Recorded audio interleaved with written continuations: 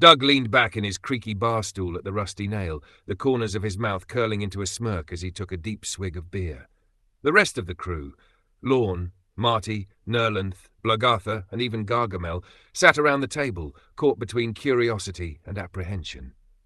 They knew when Doug launched into a story, it was going to be ridiculous. This one, though, had a glint of nostalgia in his eyes that piqued everyone's interest. It was a day that changed me, boys and gals, Doug began, his voice lowering for dramatic effect. The day I learned what it meant to be a real man. It was a day like any other. I'd just turned 21 and strutted into the local gym to show off my strength.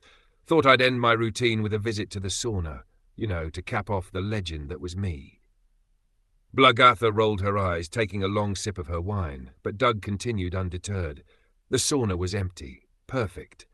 I plopped down on the bench, the wood creaking under my weight, and let the steam roll over me. But as the minutes passed, I felt something rumbling in my gut. At first I ignored it. Who hasn't had a little post-workout gurgle? But this was different. Lorne leaned forward, eyes wide. What happened next, Doug? Doug thumped his chest proudly. What happened next, Lorne, was that I released a fart so powerful it echoed like a gunshot inside that steamy chamber. It was so dense, so full of the essence of all the protein shakes and chili dogs I'd consumed that week, that the air grew heavy. A few stifled giggles escaped, but Nerlan, always the worrier, shook his head. Doug, you're exaggerating. Doug shot him a playful glare. Am I, Nerlan? Because as soon as that sulfuric storm unleashed, the door to the sauna slammed shut behind me, and it wouldn't budge. Marty smirked, folding his arms. A trapped hero, wrestling with his own demons. Go on, darling.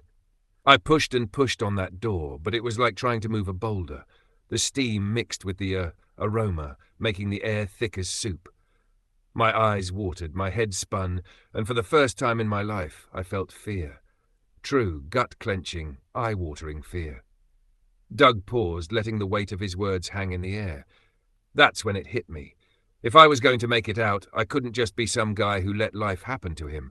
I had to be the guy who made things happen. I had to be a man who could face the consequences of his own power. Nerlan couldn't help but mutter, I'd say power is one word for it. Doug chuckled. So I did what any real man would do. I squared up, planted my feet, and summoned the will of my ancestors. McGillicuddy's known for their stubbornness and questionable dietary habits. I took one last deep breath, and with all the force I had left, I kicked that door open. Splinters flew, steam poured out, and I burst through like a warrior escaping the gates of hell. Blogartha clapped sarcastically. And so, our hero was reborn?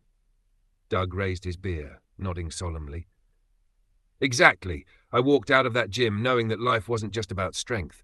It was about handling the fallout of your own choices, whether they be farts or failures.